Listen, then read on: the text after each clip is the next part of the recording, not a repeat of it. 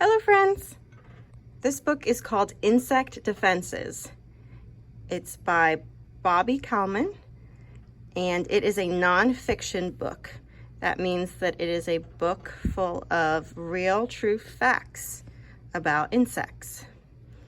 As we discussed, an insect can be classified as a bug with 2 antennae, eyes, head, thorax, abdomen, and 6 legs. This book is all about the different defenses that insects use to stay safe and to stop predators.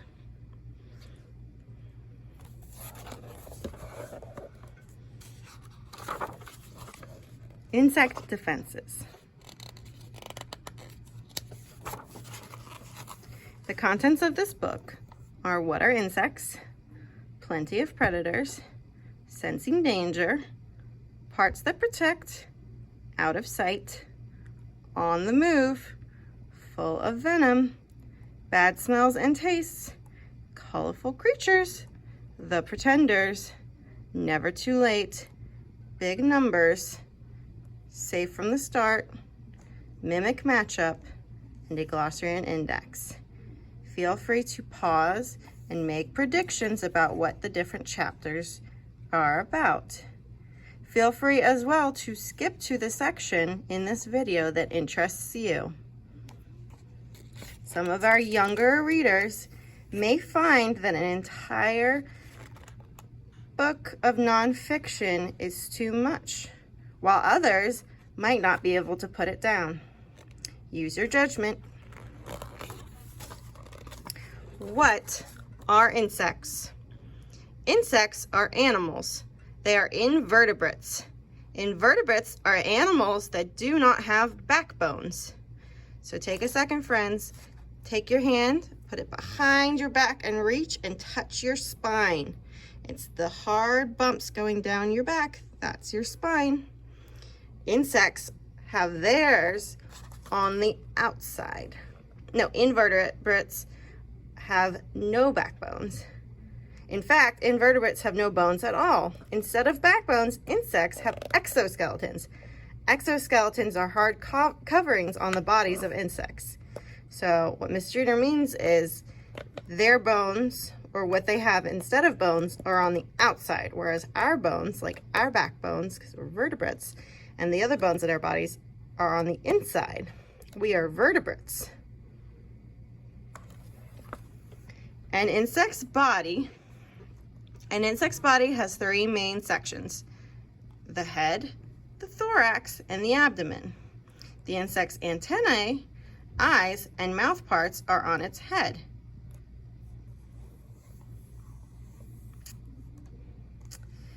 The thorax is the middle section of an insect's body. The insect has 6 legs attached to its thorax. So here's the thorax, and we can see all the legs are attached. 1, 2, 3, 4, 5, 6. And they're all in the middle on the thorax. We can see as well, some insects have wings. The wings are also attached to the thorax, just like we noticed. The abdomen is the rear body section. The insect's organs are inside the abdomen. So that would be things like his stomach. Some insects have stingers on their abdomens. And we're going to read in this book, but they use them to protect themselves or their homes. Plenty of predators. Insects must defend or protect themselves from predators. Predators are animals that hunt and eat other animals. Snakes, birds, frogs, bats, monkeys, lizards, and many other animals eat insects. Some insects even eat other insects. Some people even eat insects. Big meals. Some insect predators are large animals that eat a lot of food. Animals such as monkeys and anteaters eat many insects at one time. An anteater may eat hundreds or thousands of ants at each meal. Here we see an anteater pushing its long, sticky tongue into the opening of an anthill. He's going to eat all of the ants that stick to that tongue. Did you know some people eat insects? They know which insects are safe to eat. In some parts of the world, people eat grasshoppers. In other parts of the world, people eat caterpillars. There are some restaurants that serve all kinds of food made with insects to help people learn about different ways to find protein. Someday there may be farms in the future that are entirely for bugs. Sensing danger. Insects have many ways of defending themselves. They use their bodies to sense nearby predators. Remember, our senses are our eyes, ears, nose, mouth, and hands. They're how we hear, see, smell, taste, and feel. Seeing their way. Most insects have good vision. Many insects, such as the fly shown left, have 2 large compound eyes. Compound eyes are made up of many tiny parts that help insects see well. So if we look closely, you see there's lots of tiny, tiny, tiny little parts that all come together, compound, to make 2 large eyes. For my first graders, you're going to learn a little bit about compound words, I believe. And that's when 2 words are put together to make a new word.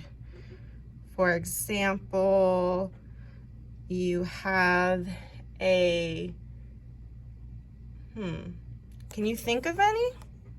Feel free to pause the video and think of any. Amazing antennae. Insects use their antennae to sense danger. The antennae of different insects are different lengths and shapes.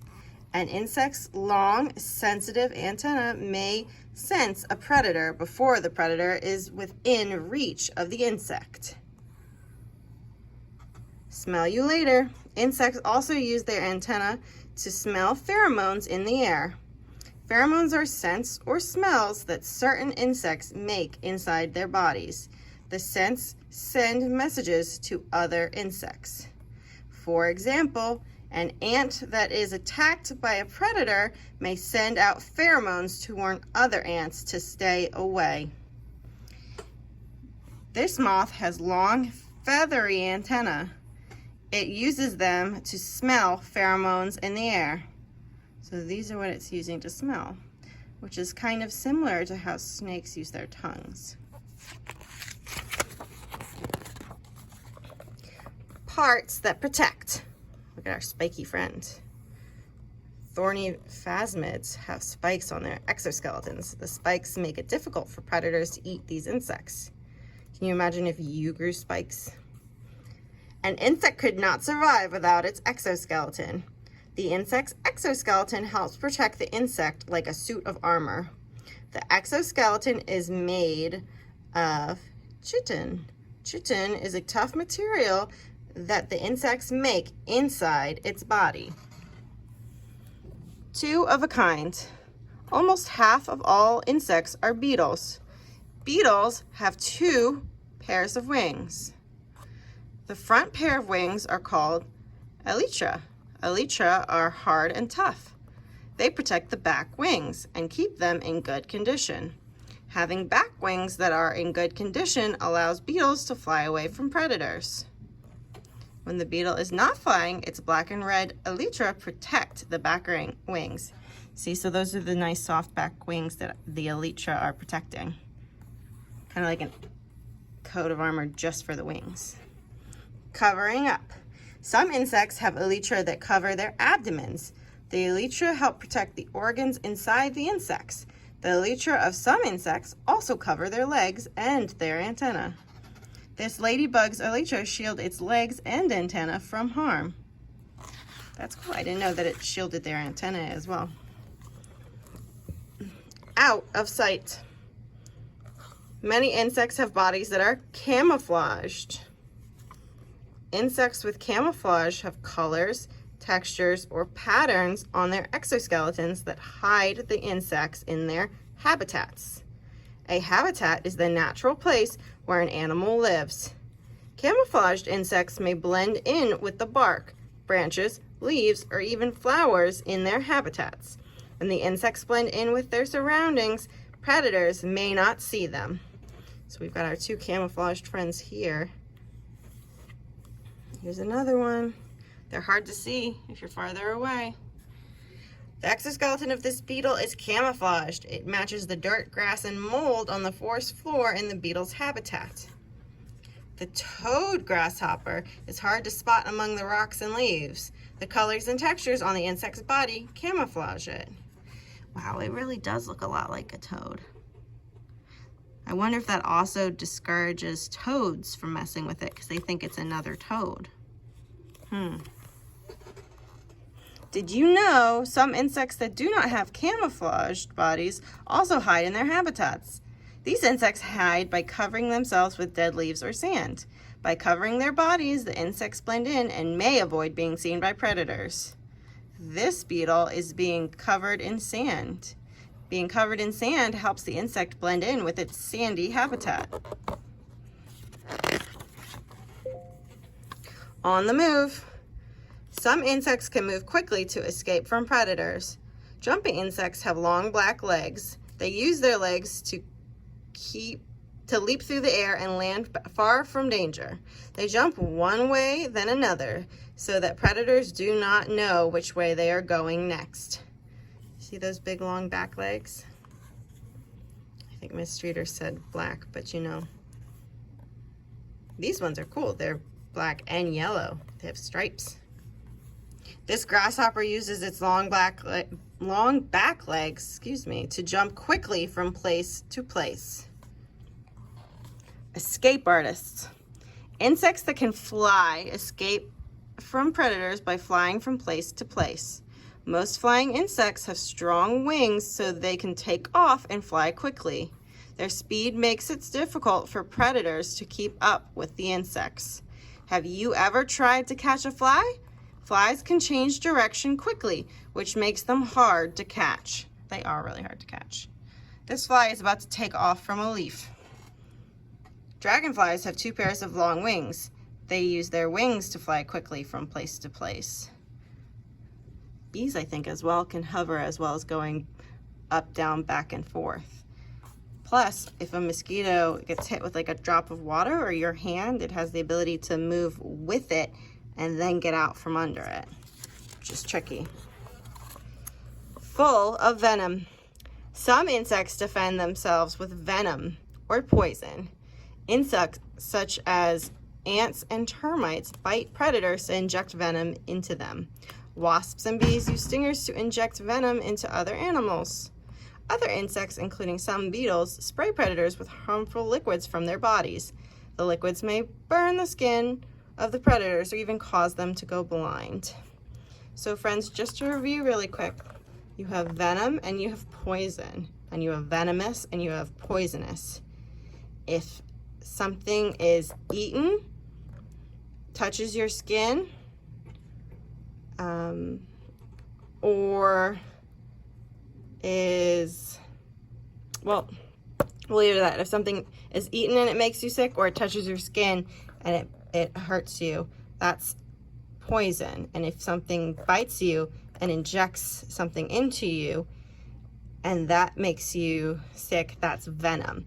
So a wasp or a spider or a snake would be venomous, but a toad or poison ivy would be poisonous. A bombardier beetle has wings, but it cannot take off quickly. When the bombardier beetle is attacked by a predator, it sprays hot venom from its body. While the predator struggles, the bombardier beetle escapes. Look at that. It looks like it can spit it really far. Did you know female wasps, such as this one, are the only wasps that can sting? To protect themselves, the wasps can sting other animals again and again. Honeybees can only sting once, however. After honeybees sting, their stingers tear away from their bodies and the bee dies. That's really sad because a honeybee is really important. Now, either way, a Honeybee will not bother you if you don't bother it. Most of the time, the only reason something stings or bites is because it gets scared or it thinks it needs to protect its home. Miss Streeter had something bite her foot a couple times yesterday during forest time, but it's because it got stuck in her shoe and was scared, and so it thought I was attacking, so it bit my foot. But my foot's okay. It's just part of being out in nature sometimes. Bad smells and tastes. Some insects create bad smells that keep predators away. Stink bugs make stinky liquids inside their bodies.